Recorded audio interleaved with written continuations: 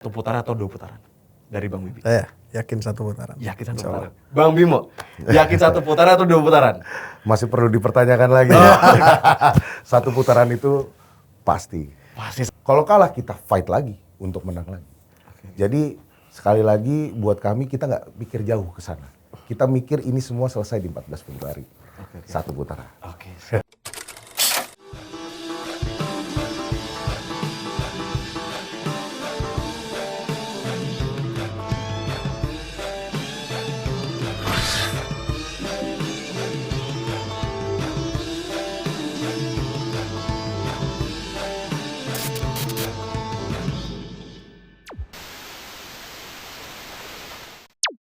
Oke, tepuk tangan dulu nih. Oke, selamat datang di Narahubung Kita Indonesia. Kenalin, gue Mirza. Di episode pertama ini, kita udah kedatangan tamu-tamu spesial nih. Nah, ada dari caleg-caleg DPRD DKI Jakarta. Yang pertama ada dari Bang Bimo Baskoro. Tepuk tangan dulu dong. Bang Bimo ini caleg dari Partai Gerindra, Dapil 4 Jakarta Timur. Tuh. Oke. Next, ada Bang Wibi Wibawanto. Oke. Bang Wibi ini caleg dari PDIP, Dapil 1 Jakarta Pusat ya Bang ya? Oke. Nah, buat teman-teman sekalian, di hari ini kita bakal ngomongin soal pemilu. Nggak kerasa, udah 2 bulan lebih nih, kita udah ngelewati masa-masa kampanye. Udah ngeliat adu gagasan antar kepala pilpres, antar caleg dan segala macamnya. Kita udah ngeliat gimmick-gimmick politik, manuver-manuver politiknya. Dan nggak ngerasa juga, kita udah beberapa hari lagi mau hari coblosan.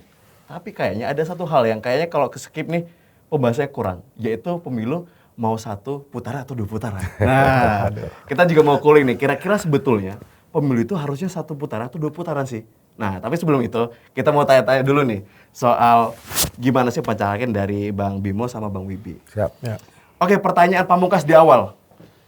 Gimana kabarnya? Alhamdulillah baik. Baik, ya? alhamdulillah. Oke. Pamungkas tuh ya. Pamungkas di awal. Udah beres berarti kita. Beres berarti ya. Oke, nah, pertama dari Bang Bimo dulu nih. Gimana Siap. nih Bang kabarnya dari suara dan tim sesnya nih Bang? Oke, alhamdulillah. Jadi udah sebentar lagi ya kita mau hari H nih, tanggal 14 Februari. Udah 2 bulan lebih lah, kurang lebih lah. 2 bulan, tapi sebenarnya kalau ditanya perjuangannya Udah di lama. lebih dari 2 Lebih, bulan. oke. Jadi alhamdulillah sehat. Sakit udah, senang udah, semuanya Masuk udah. rumah sakit Bang ya? Udah. Tapi itulah Oke. bagian dari perjuangan. Jadi Siap. mudah-mudahan apa yang kita ikhtiarkan khususnya di dapil kita masing-masing, karena memang yang namanya kontestasi pemilu ini pada hakikatnya itu adalah pesta rakyat sebenarnya. Jadi mudah-mudahan walaupun kitanya berdarah-darah, meskipun kitanya berjuang-juang, tapi tetap mudah-mudahan pemenangnya rakyat. Oke. Itu yang paling penting. Siap. Nah, dari Bang Wibi nih, gimana nih kabar tim ses dan suaranya Bang Wibi nih? Udah Kabar yakin atau alhamdulillah baik. Ya kurang lebih sama lah sama Bang Bimo. Ya udah merasakan sakit juga udah, senengnya juga banyak alhamdulillah. Terus ketemu, ya gue banyak pengalaman baru lah ya, karena ini pertama kalinya gue nyalek kan. kali ya, Terus turun ke warga, ke masyarakat di dapil gue. Ya alhamdulillah banyak cerita seru lah. Oke. Cerita seru juga, konstituen juga alhamdulillah semuanya solid, kompak gitu di Nah, lapangan. setelah ini kita kulik-kulik nih Bang, soal Boleh, cerita seru. Nah, boleh. tapi sebelum itu kita pengen tahu nih karakteristik dapilnya masing-masing. Oke. Dari Bang Wibi kan Jakpus ya? Jakpus, Dari Jakarta Pusat. Bang Bimo itu dari Jaktim. Nah, biasanya kan karakteristik dapil kan beda-beda ya. Ada yang orangnya begini, begitu. Nah, boleh gambarin singkat aja. Gimana sih karakteristik dari dapilnya Bang Wibi dulu nih? Saya dulu, oke. Kalau gua gini, Jakarta Pusat ini bisa dibilang cukup banyak ya, cukup banyak warganya dari background dari yang dari etnis, terus juga banyak orang yang dari luar kota juga banyak yang tinggal udah lama di Jakarta Pusat. Jadi ada satu daerah di Kemayoran yang isinya semuanya dari suku Jawa. Ada juga yang di beberapa titik lagi hampir semuanya etnisnya Tionghoa. Jadi memang banyak nih campurannya dan sangat-sangat beragam gitu dah. Menurut gue memang ya jadinya menurut gue memang nggak gampang ya. Sulit juga gitu untuk bisa turun ke bawah, untuk bisa pelan-pelan gue tuh nggak bisa langsung bisa bersentuhan sama mereka untuk ngobrol langsung gitu, karena karakteristiknya tuh berbeda-beda. Tapi setelah gue berjalan kurang lebih udah hampir setahun lebih lah. Karena gini, waktu 2024 ini masa kampanye cuma 3 bulan. Dan itu dikit banget ya? Itu dikit. 2019 kalau nggak salah 6 atau 8 bulan. Betul.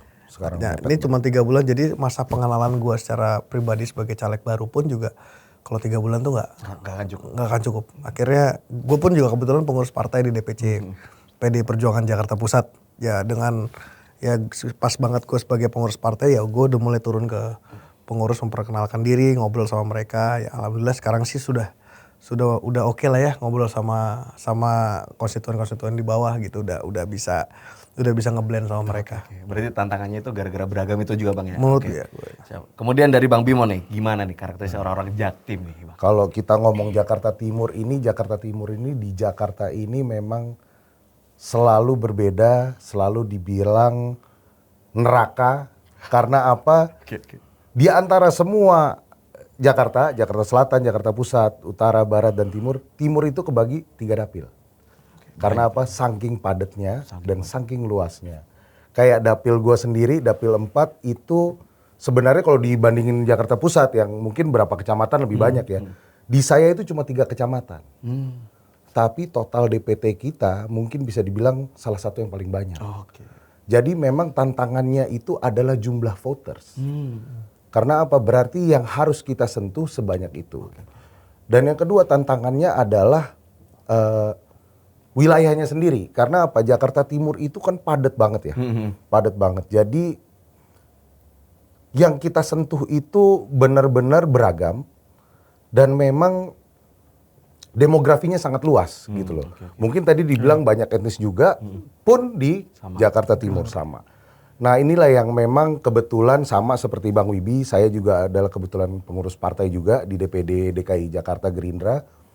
Jadi udah walaupun masa kampanyenya ini cuma sedikit, cuma kita udah turun sebenarnya udah lama. Karena apa? Kita di partai ini kan sebenarnya pengabdian ya. Pengabdian terhadap warga juga, gimana caranya kita mengembangkan wilayah kita masing-masing khususnya. Jadi alhamdulillahnya walaupun sebegitu padatnya kita bisa sentuh semua lah. Insya Allah kira-kira begitu.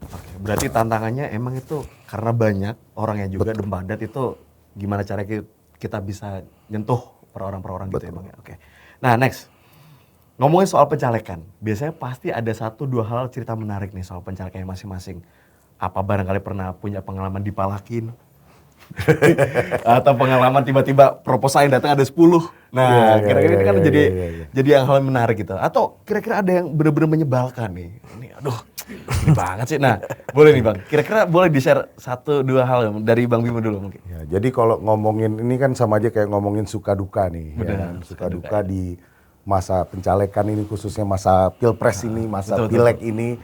Jadi memang kalau kita ngomongin suka duka yang namanya kita bersentuhan langsung dengan masyarakat itu udah bagian dari hari-hari lah.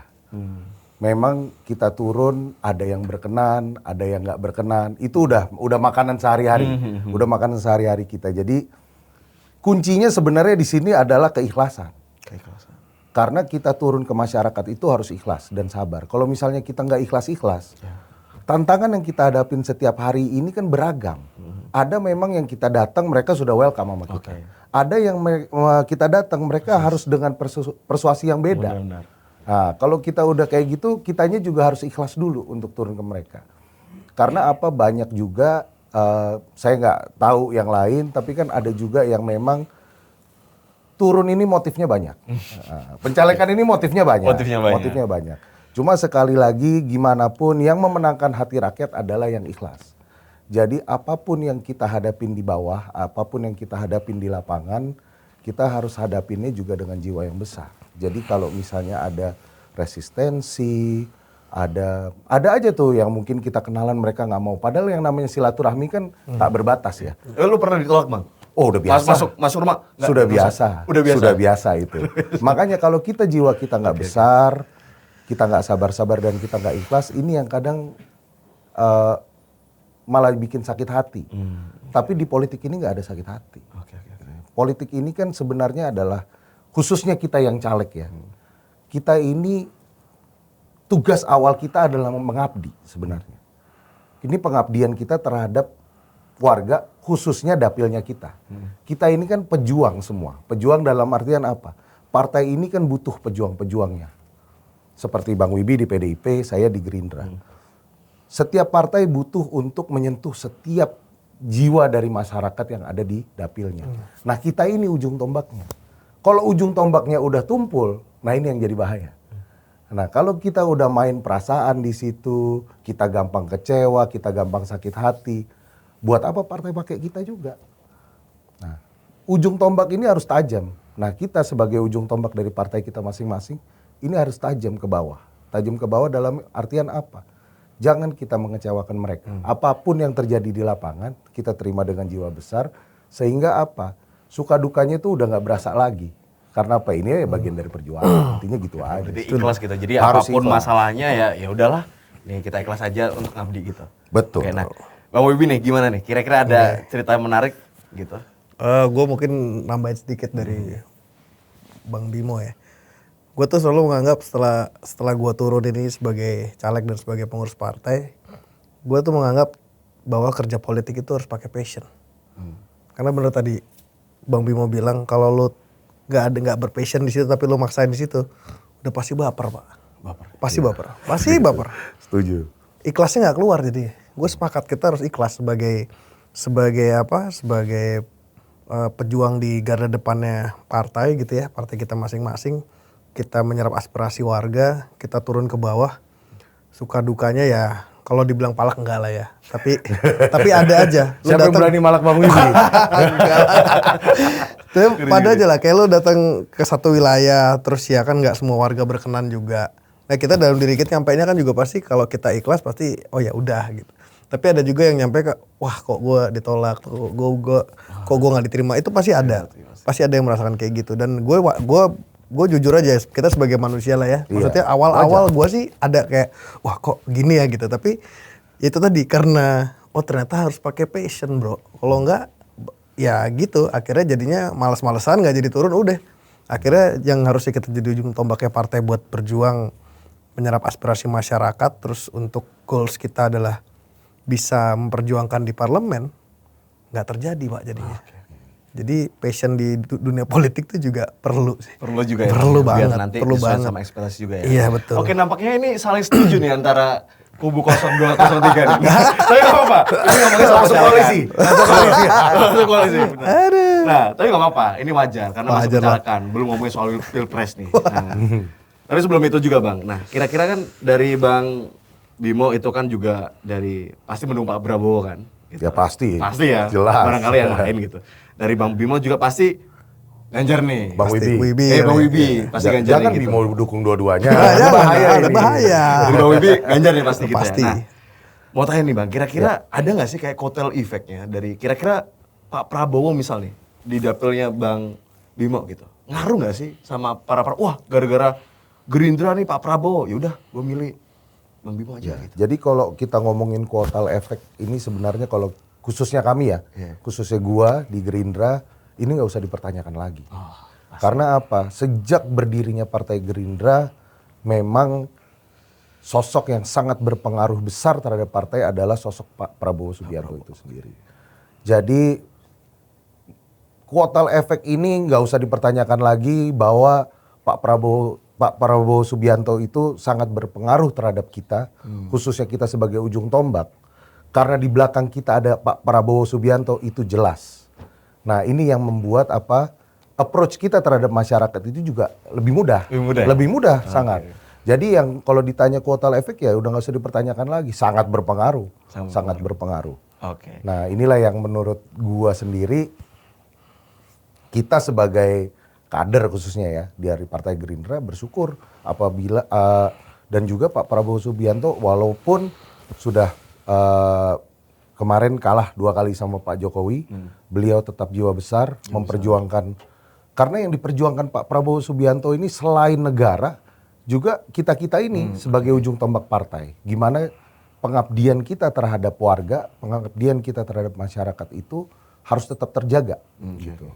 Nah, ini yang kita terima sebagai kader dari awal berdirinya Gerindra sampai sekarang. Oke, berarti ada sosok Pak Prabowo ini juga ngebantu Bang ya? Sangat Ngebantu bahkan ya sosok sentral. Sosok sentral. Nah, ke Bang Wibi nih, kira-kira Pak Ganjar itu ngebantu nggak sih kira sosok Pak Ganjar ketika katakanlah Pak Ganjar ketika dikampanyekan kayak gitu, itu ngebantu nggak ke masyarakat kira-kira?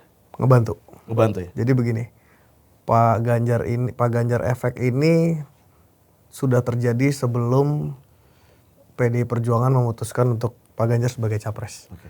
Jadi Pak Ganjar sebagai tokoh di PDI Perjuangan dan sebagai salah satu tokoh nasional juga, keberhasilan beliau di track record dia selama di birokrasi, terus juga eksekutif sama DPR RI dan di gubernur, itu membuat banyak masyarakat di Jakarta ya yang juga pengen beliau memimpin di skala nasional. Dan itu sudah terjadi efeknya sebenarnya. Sebelum PDI Perjuangan itu ketok palu untuk capresnya yaitu Pak Ganjar, ternyata sudah banyak yang bikin gerakan seperti itu. Nah, pada saat gue turun pun, terutama di Jakarta Pusat ya, ternyata setelah gue belusukan, gue ketemu warga, ternyata banyak juga mereka yang memang pertama sudah bergerak militan-militannya Pak Ganjar pun juga sudah banyak. Nah terus yang kedua ditambah lagi sebagai kader PDI Perjuangan, simpatisan PDI Perjuangan ternyata juga banyak sekali di daerah Jakarta Pusat gitu. Jadi cukup membantu sih, alhamdulillah gitu ya, turun juga untuk bisa mengkampanyekan Pak Ganjar tuh bisa dibilang tidak terlalu sulit. Karena memang di DKI Jakarta juga ya? Sudah diterima juga ternyata. Jadi pergerakan itu sudah ada sebelum Pak Ganjar ditentukan sebagai capres. Pergerakan itu sudah ada ternyata. Berarti sama-sama diterima juga nih? Pasti. Ya harus. Iyalah. Oke, nah itu tadi soal sesi caleg. Nah sekarang sesi ini perpecahan. Waduh. Jadi mulai makin berat nih. Oke, nah tadi kalau kita udah ngomongin soal pencalekan seperti itu, next kita ngomongin soal pemilu. Oke. Masuk langsung Bang ya. Pertanyaan langsung satu utama pertanyaan. Yakin 1 putaran atau 2 putaran? Dari Bang Wibi. Saya yakin 1 putaran. Yakin 1 putaran. Bang Bimo, yakin 1 putaran atau 2 putaran? Masih perlu dipertanyakan lagi. 1 putaran itu pasti. Pasti 1 putaran. Menarik nih. Jadi ada 2 kubu yang emang percaya untuk dua-duanya itu 1 putaran. Nah, tapi sebelum itu kita mau tanya, sebetulnya pandangan dari Bang Wibi dulu nih. Apa sih makna sebetulnya dari 1 putaran, 2 putaran? Apakah memang harus 2 putaran atau memang harus 1 putaran sebetulnya? Nah, kalau dari Bang Wibi ngelihatnya itu sebenarnya Pilpres ini bagaimana sih? Gini, kalau menurut gua pribadi, kita ini kan semua sedang berjuang ya. Semua sedang berjuang. Dalam sebuah perjuangan itu kan kita pasti punya cita-cita. Kita punya keyakinan untuk bisa kita memenangkan suatu perjuangan gitu. Nah, itulah yang ditanamkan di kita di PD Perjuangan, bahwa sebenarnya kita kenapa sih 1 putaran gitu? Karena ya kita meyakini dengan calon kita pastinya. Kita meyakini calon kita pastinya dengan track recordnya beliau, Pak Ganjar dan Pak Mahfud ini, yang membuat kita, dan di beberapa survei internal kita yang memang bisa kita yakini ini bisa berjalan secara 1 putaran. Gitu sih. Tapi kalau lu tadi pertanyaan lu, memang apakah harus 1 atau 2? Ya sebenarnya emang gak ada pakemnya sih. Gak ada pakemnya. Gue ngomong jujur aja, memang gak ada pakemnya. Tapi kita secara keyakinan dari tim ses ya, tim ses Pak Ganjar Mahfud di DKI Jakarta, kita meyakini itu kita bisa jalanin dan kita bisa lalui 1 putaran. 1 putaran, oke. Yeah. Next dari Bang Bimo. Kira-kira sebetulnya ngomongin soal Pilpres ini harusnya 1 putaran atau 2 putaran atau harusnya gimana sih? Kita kalau ngomong Pilpres, pemilu ini, kalau saya mengibaratkannya ini kan seperti sebuah pertempuran ya. Kita mau perang tapi dalam artian perang politik. Kalau kita perang, mental kita itu adalah sudah main panjang, lama, itu namanya bukan mental pejuang. Apalagi khususnya ketua umum kita ini, Pak Prabowo, tahu sendiri, beliau ini adalah ahli strategi. Ya sudah jelas lah ya, track record dia jelas. Jadi buat kami di Gerindra dan juga buat kami di partai koalisi kami, mental kami itu udah 1 putaran dari sejak pertama beliau dicalonkan sebagai calon presiden bersama Pak Gibran Rakabuming Raka. Jadi memang mental kita sudah disiapkan untuk menang 1 putaran. Kenapa? Karena ini kita mau bertempur. Jangan mengorbankan terlalu banyak waktu, jangan terlalu mengorbankan banyak tenaga. Kalau bisa 1 putaran kenapa enggak? Kan gitu. Untuk apa kita nunggu lama-lama? Dan saya rasa di setiap paslon pun pasti akan berpikir sama. Kayaknya sama. Seperti tadi Bang Wibi juga bilang. Jadi memang kita ini di dunia politik ini kalau bukan mental pejuang udahlah, nggak usah ikut politik. Kita semua yang ada di dunia politik ini pasti punya mental pejuang. Mau paslon 1, 2, 3 itu sama. Mentalnya pejuang. Betul. Jadi apa? Kalau ditanya kita pejuang, nggak ada pejuang bilang udah Pak 2 putaran, nggak begitu. Mentalnya pasti satu putaran, pasti satu putaran. Jadi kira-kira gitu. Oke, berarti memang satu putaran ini merupakan mentalitas ya? Mentalitas, oke. Bisa dibilang begitu. Oke, nah kemudian ngomongin soal sejarah dikit nih Bang gitu. Kalau kita ngelihat adanya komposisi 3 paslon ini pernah terjadi di tahun 2009 gitu. Karena pemilu kemarin itu belum pernah ada gitu. Adanya tahun 2009. Dan itu baru bisa satu putaran.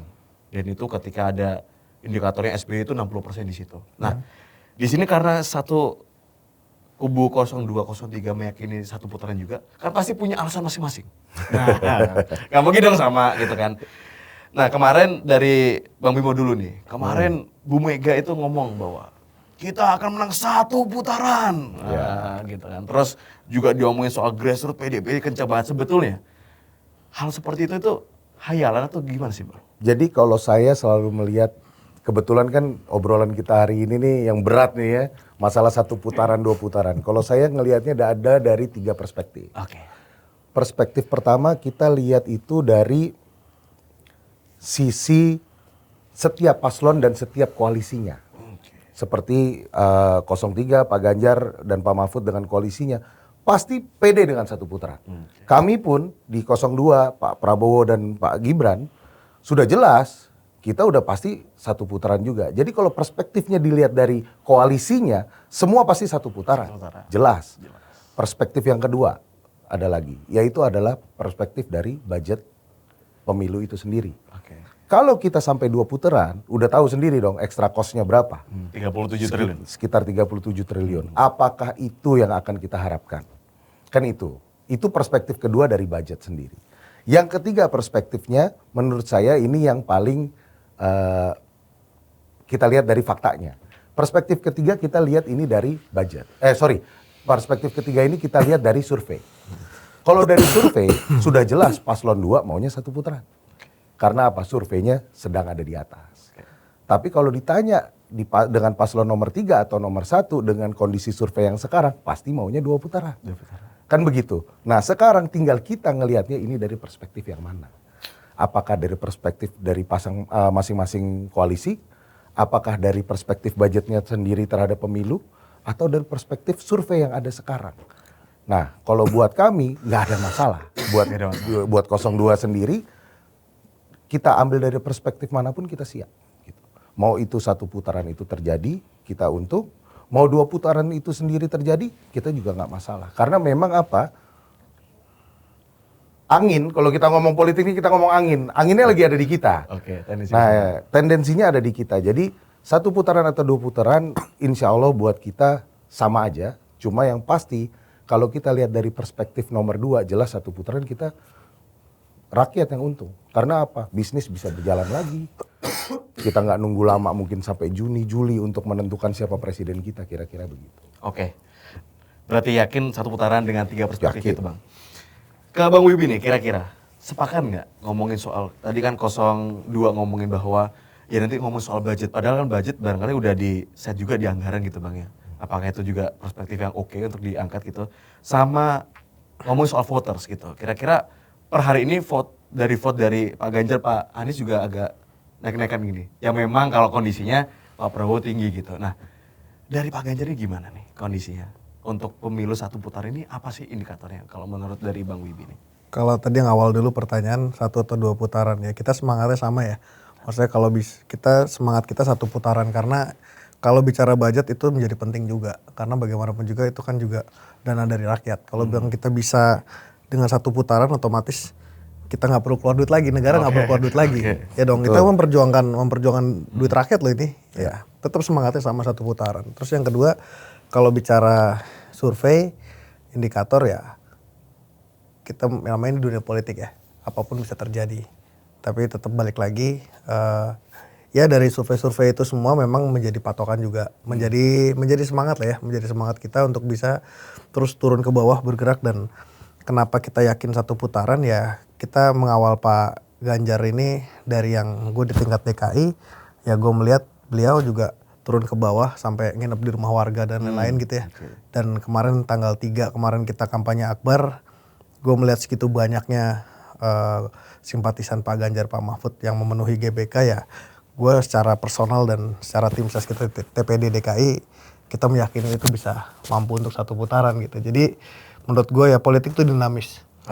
Politik itu dinamis. Kalau bicara survei ya kadang si A tinggi si B. Ya.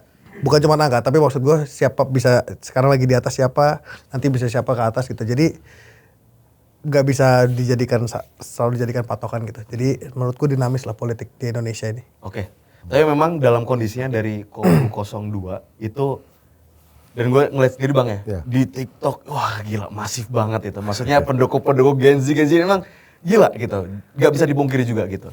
Tapi juga di Kubu 03 ngomongin PDIP itu ngomongin soal grassroots juga kenceng banget nih.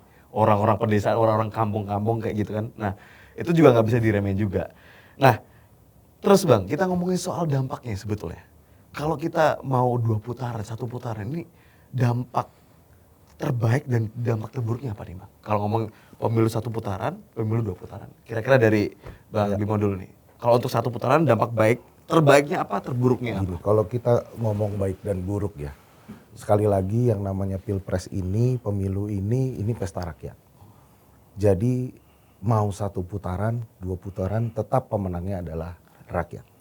Jadi kalau kita lihat sekali lagi, ini kan permasalahan negara ini tetap harus berjalan di tengah kontestasi politik yang begitu keras gitu ya. Kalau kita membuang-buang waktu untuk 2 putaran, ya jelas dampak buruknya apa? Ekonomi kita nggak jalan. Sedangkan apa? Pemerintahan Pak Jokowi ini masih tetap harus berjalan sampai masa beliau berakhir sebagai presiden. Nah itu menurut saya inilah kita yang harus dukung di situ. Agar apa? Agar dunia ekonomi, dunia kenegaraan Indonesia ini tetap harus berjalan dengan cepat. Kalau misalnya kita nunggu lagi 2 putaran, sekali lagi rakyat akan tetap menang. Rakyat akan tetap menang. Cuma apa? Roda pemerintahan ini yang akan terganggu kalau kita misalnya sampai menunggu 2 putaran. Tapi kalau 1 putaran tanggal 14 Februari kita coblos, mungkin seminggu sudah kelihatan siapa presidennya, kita udah bisa tenang lagi. Khususnya dunia-dunia pengusaha dan segala macam. Kalau kita ngomong di dunia saham itu market maker semua udah pada udah siap bergerak semua. Karena apa? Sudah ada kejelasan. Apapun yang tidak jelas, apapun yang belum pasti, itu pasti ada dampak buruknya, pasti. Tapi kalau misalnya apapun yang sudah jelas, dunia yang lain ini bisa evolving lagi, bisa berputar lagi. Jadi saya rasa sekali lagi ya, kalau kita ngomong dampak buruknya untuk 2 putaran ya, banyak yang bisa terjadi.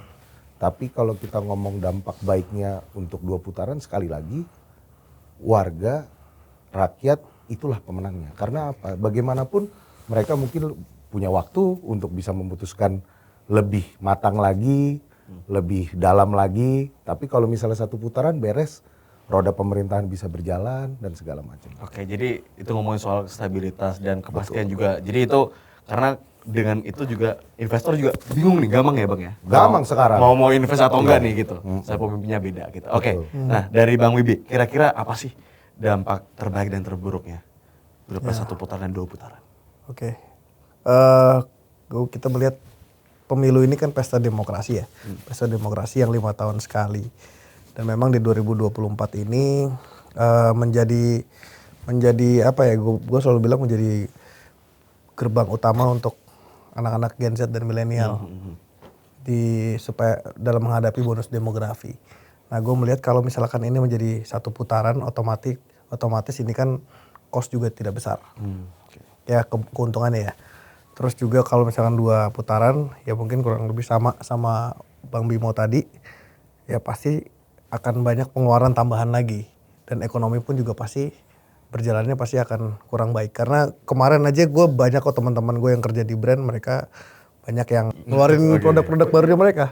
Gitu. Jadi memang mempengaruhi sekali ya. Kita makanya kurang lebih kita sama lah harapannya kalau bisa 1 putaran gitu supaya ekonomi berjalan dengan lancar. Tapi balik lagi ini pesta demokrasi punyanya rakyat Indonesia. Jadi balik lagi mau 1 mau 2 tetap kembali lagi ini adalah punyanya rakyat Indonesia menurut gue. Oke, mantap. Berarti apapun hasilnya ini emang yang diuntungkan rakyat. Ya, pasti. Pemenangnya mereka. Pasti rakyat. Nah, Bang, ini kita ngomongin soal Pilpres ini kan. Ini udah hari-hari terakhir. Hari-hari terakhir itu biasa hari-hari menentukan. Ya. Nah, kira-kira apa sih strategi yang kemudian akan dipakai dari 02 ataupun 03? Kalau hari ini kita ngeliat gitu ya. Di 02 ini banyak para kalangan-kalangan artis yang datang. Raffi Ahmad, Nagita Slavina dengan kawan-kawannya gitu. Banyak banget gitu. Pun juga di 03 ada strategi masing-masing. Kemarin baru ngeluarin Ahok. Nah, katanya itu bidangnya Pak Jokowi. Nah, dan kalau ngomongin soal ini juga ada narasi-narasi bahwa nanti ini masih awal. Ada nanti bidak-bidak selanjutnya yang akan dikeluarkan. Waduh. Ini kan isu saya menarik nih. Nah, tapi kalau menurut Bang Wibi dulu nih, kira-kira strategi untuk menuju pemenangan ini apa lagi nih? Kan kita nggak mungkin dong kita melakukan strategi yang sama. Ya, yang ada suara kita tetap segitu nih. Nah, kira-kira apa sih Bang yang menjadi strategi utama nih? Pasti kalau strategi kita di DKI pasti, gue cakupannya DKI Ya, ya, cakupannya karena DKI. kebetulan gue di DKI. Ya strategi kita pasti tetap kita canvassing ke bawah. Itu menurut kami itu kunci utamanya. Canvassing ke bawah, kita mengkampanyekan bersama tim-tim pemuda kita. Ada TPM DKI, tim pemenangan muda. Kita turun canvassing ke bawah, bertemu dengan masyarakat. Itu menurut kami masih, kebetulan gue juga di PD Perjuangan kan itu menjadi masih menjadi yang utama menurut gue sih, ketemu dengan masyarakat, mendengarkan aspirasi masyarakat dan memperkenalkan program-programnya Pak Ganjar ketemu dengan grassroots. Nah terus yang kedua yang pasti kita di TPD juga ya kita merangkul semua relawan-relawan lah. Kita berdiskusi banyak juga dengan terutama dengan yang tadi gue sampaikan kaum milenial dan Gen Z. Karena bagaimanapun juga mereka sekarang masih banyak yang masih bingung nih. Gue milih siapa gitu. Tapi balik lagi, pasti gue yakin semangatnya di Gerindra pun juga sama. Anak muda, milenial Gen Z jangan sampai golput, Pak. Betul. Semangat kita jangan sampai golput. Karena balik lagi 2024 ini pesta demokrasi dan pemilih hampir milenial Gen Z tuh hampir cukup banyak ya, hampir 30% atau 20% gitu. Mereka hampir mendominasi. Jangan mereka ya itulah tugas kita yang muda-muda kali ya. Tugas kita yang muda-muda untuk mengingatkan mereka supaya rame-rame ke TPS. Nah, jadi di TPD ini sekarang banyak kegiatan diskusi publik, terus juga kita mengajak relawan-relawan dan relawan-relawan mengajak lagi grassroots di bawah. Gitu. Jadi strategi kita ya kalau bisa dibilang strategi marhain lah. Kalau di PD Perjuangan strategi marhain kita turun ke bawah gitu. Terus yang tadi gue mau ngelurusin juga yang masalah bidak-bidak itu. Nah, gimana tuh? Sebenarnya gini bro, nggak bidak juga sih. Pak Ahok memang kader PD Perjuangan. Ya Pak Ahok sebagai kader PD Perjuangan kan juga maulah berjuang bareng sama temennya gitu, sama sahabatnya itu Pak Ganjar gitu dan Pak Mahfud gitu. Jadi menurut gue sah-sah aja kalau misalkan ya, dan memang Pak Ahok juga sudah menentukan sikap dengan sikapnya dia kemarin kan ya mundur sebagai ini kan komisaris ya. Itu kan hak Pak Ahok sebagai personal gitu, dan ditambah lagi beliau juga kader PD Perjuangan, jadi enggak lah bidak-bidak itu cuman inilah, nggak ada, kita sesama kader harus saling dukung lah. Oke. Itu sih menurut gue. Nah, soalnya kan narasi di publik itu narasinya wah ini Ahok ini kuda putih Jokowi. Nah, itu berarti bener nggak Bang? Itu kira-kira ini strategi Jokowi untuk memecah belah nih kira-kira. Gimana itu Bang kira-kira? Wah, kayaknya bukan kapasitas gue ya buat ngomong gitu ya. Sensitif banget Iya itu. makanya, karena kita masih pemuda-pemuda ini berjuang yang ini aja. Saya Kita minum dulu. Udah mulai agak panas. Iya nih makanya nih, waduh. Oke. Nah, soalnya itu narasi yang beredar liar banget nih katanya Pak Ahok ini dibilang kuda putih, kuda liar apa kayak gitu. Menurut gue narasi biarlah menjadi narasi. Biarlah, tapi satu persatuan jangan sampai Terpecah belah. Persatuan Indonesia kan sila ketiga. Oke, saya coba. Oke. Dari Bang Wibi udah, next ke Bang Bimo nih. Kira-kira gimana nih Bang? Strateginya apa? Nanti bakal ngumpulin artis lebih banyak. Jadi kita di 02 ini mungkin terdengar agak sedikit terlalu percaya diri, tapi inilah mentalitas yang kita punya. Buat kita pemilu ini udah selesai. Pemilu udah selesai. Buat kita pemilu udah selesai karena apa? Strategi kita itu jelas, menang sebelum perang. Karena inilah yang harus kita punya. Karena apa? Kalau kita hanya mengharap di ujung-ujung aja, apa yang kita mau lakukan di ujung, saya rasa udah telat. Jadi buat kami mentalnya adalah bukan kalah sebelum bertanding, tapi menang sebelum bertanding. Jadi kita pastikan kemenangan itu jauh sebelum kontestasi ini dimulai. Kenapa saya bisa bilang begitu? Karena apa? Kami sebagai Partai Gerindra, kami tidak pernah berhenti. Tidak pernah berhenti untuk terus turun ke bawah, untuk mengembangkan wilayah, untuk bertemu dengan warga. Yang tadi dibilang Bang Wibi canvassing kita nggak hanya di ujung, tapi canvassing kita udah jauh dari Partai Gerindra ini berdiri, setiap hari kita canvassing. Jadi sekali lagi buat kami, tidak pernah ada kata kalah. Buat kami itu adalah either you win or you learn. Kita udah belajar berkali-kali. Jadi mungkin ini udah saatnya kita yang menang. Jadi sekali lagi memang agak sedikit terdengar terlalu percaya diri. Cuma buat kami, Partai Gerindra sendiri, mentalitas kami ini sekarang adalah menang. Kita harus jadi sekarang. Nah jadi sekali lagi strategi semua sudah jelas. Strategi kita all out, all in. Apapun yang dibilang itu kita All in 02. Nah, kita pokoknya udah tembus terus. Dalam artian gini, tidak ada lagi strategi tambahan, tidak ada. Kan kemarin ada yang bilang bahwa, wah nanti kita lagi nunggu Pak Jokowi kampanye katanya. Betul, Hari ini betul. Pak Jokowi udah statement. Pak Jokowi tidak akan berkampanye. Tadi udah ada di berita. Jadi sekali lagi, beliau kampanye atau tidak berkampanye sudah jelas posisi beliau ada di mana. Jadi sekali lagi buat kami, most likely pemilu ini sudah kelar. Pemilu udah selesai. Tinggal kita tunggu tanggal 14 nanti. Oke. Baik, nah gue juga keinget nih Bang gitu ngomongin soal menang. Karena pertemuan terbaik adalah pertempuran sebelum pertemuan itu, menang sebelum bertarung gitu. Dari Sun Tzu ya itu Bang, Art of War gitu. Nah, akhirnya keluar juga tuh nama. Nah, iya ini karena di gua nih belajar kayak gitu dulu gitu. Nah, Bang, tapi tadi kan ngomongin soal optimisme segala macam gitu. Ini kita ngomongin soal worst case gitu. Misal, katakanlah dari Bang Bimo dulu. Oke. Ini ya semoga tidak terjadi. Iya. Tapi kalau terjadi kan harus dipersiapkan. Katakanlah Jangan didok-dekan nih. katakanlah nanti 02 ternyata tidak lolos. Dan akhirnya jadi 2 putaran. Apa yang akan dilakukan oleh kubu 02? Sejauh ini kalau kita tadi ngomong pakai Sun Tzu itu, kita nggak mikirin ke situ. Nggak mikirin. Kita nggak mikir ke situ. Oke. Buat kami pemilu ini sudah done deal, sudah selesai. Survei juga sudah membuktikan begitu, walaupun apapun bisa terjadi. Cuma kita sudah biasa. Dalam arti kita menjadi oposisi, saya selalu bilang kita nggak pernah kalah, tapi kita belajar dari apa yang terjadi. Kita sudah biasa dengan hal-hal pertempuran menang kalah itu biasa. Pertempuran menang kalah itu biasa. Cuma apa? Mental kita itu harus selalu ada di atas.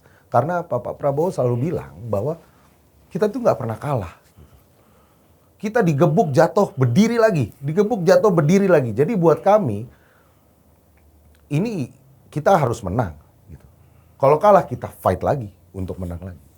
Jadi sekali lagi buat kami kita nggak pikir jauh ke sana. Kita mikir ini semua selesai di 14 Februari. Satu putaran. Oke, siap. Karena emang di konstelasi politik hari ini, kalau ngeliat politik Bang ya gitu, kondisi yang memang Pak Prabowo ini mungkin bisa dikatakan terhimpit gitu ya. Bukan terhimpit sih. Misalnya kayak 01, 03 beda-beda narasi semuanya gitu. Ada perubahan, itu sangat bertentangan dong gitu Mas ya. Tapi secara massa segala macam sangat kuat Pak Prabowo gitu. Nah, kalau dari Bang Wibi nih kira-kira apa yang akan dilakukan ketika nanti 03 tidak lolos ke putaran kedua?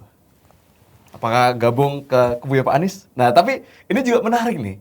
Karena kalau semisal 2 putaran. Ini jadi berat bro ya. Berat, bro. Kalau bisa jadi 2 putaran, ini katanya persatuan Indonesia. Gitu. Mbak Yeni campur sama Pak Anies nih kira-kira misalnya. Sama Caimin. Sama-sama Caimin Pak Anies. Dan terus Oke. sama-sama Anies. Nah, itu kira-kira menurut Tepi jurang juga nih ya. gimana nih? Tepi Kalau jurang misal juga. Tapi jurang juga ini. katakanlah jurang 03 juga. dia menang nih. Apa yang akan dilakukan? Gini, 03 apabila meta-meta ya kalah menang sebenarnya hal yang biasa ya. Hal yang biasa. Terus gue ngomongin PD Perjuangan sendiri ya. PD Perjuangan sendiri jatuh bangun udah dari tahun 97 kita udah dihantem-hantemin sampai sekarang. Jadi kita punya semangat di PD Perjuangan ini sebagai bisa dibilang semangat banteng ketaton kita nih. Kalau dihantem kayak gimana juga kita pasti tetap selalu ada di tengah-tengah masyarakat dan selalu ada menjadi garda depan penjaga persatuan. Jadi menurut gua apapun yang terjadi sih kita tetap mengedepankan persatuan, jangan pecah. Ya. Gitu. Jadi kalau bicara ntar ke sana atau ke sini mungkin bukan kapasitas gua untuk ngomong. Karena bagaimanapun juga gua sebagai sebagai pemuda, sebagai anak muda di PD Perjuangan, tugas gua sekarang adalah bagaimana caranya gua bisa memperkenalkan, melanjutkan ideologi-ideologi partai PD Perjuangan kepada masyarakat dan kepada anak-anak muda. Dalam hal dengan cara yang baik gitu. Jadi kalau untuk ntar kemana sih 01 kemana, 02 kemana, 03 kemana, itu menurut gue bukan ranah gue untuk menjawab. Tapi yang pasti PD Perjuangan selalu terus berjuang untuk menjadi garda depan penjaga persatuan Indonesia. Oke, mantap nih. Nah, Bang, berarti kita udah ngelihat gitu bahwa dari Bang Bimo, Bang Wibi sebetulnya itu memang jelas siapapun, gimana pun nanti hasilnya, intinya Indonesia jangan pecah. Betul, setuju kalau itu. Karena biaya, lebih mahal biaya polarisasi ketimbang biaya politik, ketimbang dua Betul. putaran. Betul. Karena polarisasi menimbulkan sakit hati. Kita lupakan itu masa lalu. Nah, kita lupakan masa lalu. Oke. Itulah. Nah, sekarang kita masuk ke segmen jawab cepat. Nah, nanti gue bakal nyampaikan 2 kata, bisa langsung dipilih. Oke, Oke. Bareng kita tes ya? dulu nih. Bareng berarti? Nah, Bareng ya, Kita. siap. Misal nih, Jawa Sumatera. Jawa. Nah, dites. Oke, Ya, udah ya, ya. lancar Bang ya. Kita tes yang pertama nih Bang. Oke. Dan nanti sampai akhir gitu. Udah siap Bang? Siap. Udah. Oke. Pusat atau timur? Pusat. Timur, Oke. Kopi atau teh? Kopi. kopi, Kopi. Kurang pas nih, kurang bareng nih. Bisnis atau politik? bisnis, Oke. Koalisi atau oposisi? Koalisi. koalisi, Koalisi. Gubernur atau wali kota? Gubernur. Oke. Jokowi atau Ahok? Ahok. Jokowi, Oke. Ahok Jokowi, oke. Erik atau Gibran? Erik. Gibran, Gunung atau pantai? Gunung. Gunung. Oke, mantap. Tepuk tangan. Nah, terakhir nih untuk Bang Bimo sama Bang Wibi gitu. Apa harapan di Pilpres hari ini gitu? Oke. Coba dulu nih. Bang Wibi dulu. Oke. Harapan gue di Pilpres ini yang pasti harapan gue semua selapisan masyarakat muda ataupun setua dan senior-senior gitu semuanya untuk jangan golput. Apapun yang terjadi di dalam situasi politik sekarang itu adalah sebuah seninya, seni politik. Jadi tetap yang menjadi pemenangnya adalah masyarakat, adalah warga negara Indonesia. Jadi tetap datang ke TPS, tetap tentukan pilihan kalian. Karena masa depan 5 tahun ke depan ini ada ditentukan 5 menit di dalam TPS. Dan mari sama-sama kita kawal di TPS, kawal suara, terus juga kita jaga keamanan bersama-sama. Jadi harapan gue sih semuanya bisa datang ke TPS. Tidak ada lagi tuh yang kayak 2019 masih ada yang golput. Mudah-mudahan jangan golput ya, bahaya bos. Karena semua apa yang kita lakukan di negara ini, apa yang kita lakukan di dalam kehidupan kita, semuanya tuh ada unsur politiknya. Ya, dan kita menentukan harga pangan dan lain-lain itu semua dari kebijakan politik. Kalau kita tidak terlibat di dalam situ dengan kita golput, ya terus gimana arahnya gitu kan. Menurut gue itu sih. Oke, mantap. Tepuk tangan dulu dong. Keren. Berarti intinya kita jangan sampai golput ya. Karena nanti kalau golput potensi suara kita nanti disalahgunakan. Itu juga. Itu juga. Itu juga yang takut. Nah, next dari Bang Bimo. Apa nih harapan untuk Pilpres di tahun ini nih Bang? Kalau harapan saya cuma satu, bangsa Indonesia ini maju sudah terlalu jauh, maju sudah dari yang dulu kita dijajah sampai sekarang kita jadi negara berkembang, kita jadi negara yang dipertimbangkan oleh dunia. Harapan saya cuma satu, kita jangan mundur lagi dengan perpecahan. Dulu para pahlawan kita tuh udah nyatuin kita, sebegitu susahnya. Jangan cuma gara-gara urusan Pilpres kita jadi terpecah belah. Jadi harapan saya cuma satu, Pilpres tanggal 14 ini semuanya berlangsung dengan damai. Seperti tadi Bang Wibi juga bilang, kalah menang itu biasa. Karena hidup tetap harus berjalan dan bangsa Indonesia harus tetap maju. Jadi jangan dengan adanya kontestasi 5 tahunan ini bangsa kita jadi mundur. Karena apa yang kita lakukan sekarang itu demi kemajuan bangsa kita. Karena semua yang berkontestasi maupun itu paslon 1, paslon 2, paslon 3. Mereka bertiga ini putra terbaik bangsa semua. nggak ada yang pengen Indonesia ini mundur. Dari 3 pasangan ini semua pengen Indonesia accelerate menjadi negara yang benar-benar dipertimbangkan oleh dunia. Jadi sekali lagi harapan saya, kita lupakan semua perpecahan masa lalu. Ayo kita datang rame-rame ke TPS, jangan ada yang golput. Kita bikin pemilu ini damai, sehingga biar negara ini bisa lebih cepat lagi maju, bisa lebih solid lagi di dunia, menjadi negara maju. Kira-kira itu, menuju Indonesia emas. Siap. Tepuk tangan dulu dong. Jangan sampai ada perpecahan dan intinya jangan sampai golput. Oke, teman-teman sekalian, kita udah masuk ke segmen terakhir nih untuk penutup. Jadi kita udah dengerin dari Bang Wibi ataupun Bang Bimo sebetulnya apa makna dari pencalekannya masing-masing juga tadi udah disampaikan bahwa ya kita sebagai seorang caleg itu memang harus pakai hati. Karena apapun kendalanya, tantangan segala macamnya pasti kalau kita pakai hati ya nggak dianggap sebagai masalah. Kemudian yang kedua juga ngomong soal pilpres bahwa hari ini jangan sampai ada perpecahan. Betul. Entah beda keyakinan apapun, intinya ini buat masyarakat. Ya, Gitu. Oke, sebelumnya terima kasih banyak untuk Bang Sama-sama. Wibi, Bang Bimo. Terima kasih. Terima kasih tepuk tangan lagi nih. Udah hadir di acara perdana kita begitu. Oh iya, selamat juga nih buat narahubung. Oh ya. Wah, ini perdana nih. Perdana Sebuah ya. kehormatan ya. Sebuah kehormatan Sebuah ya. kehormatan.